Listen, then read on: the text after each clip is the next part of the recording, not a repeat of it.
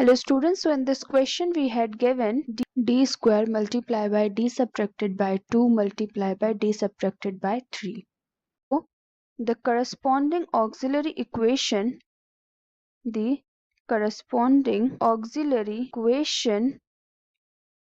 m square multiplied by m subtracted by 2 multiplied by m subtracted by 3 is equal to 0.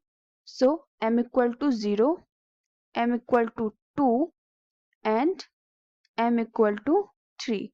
We get these values from this equation.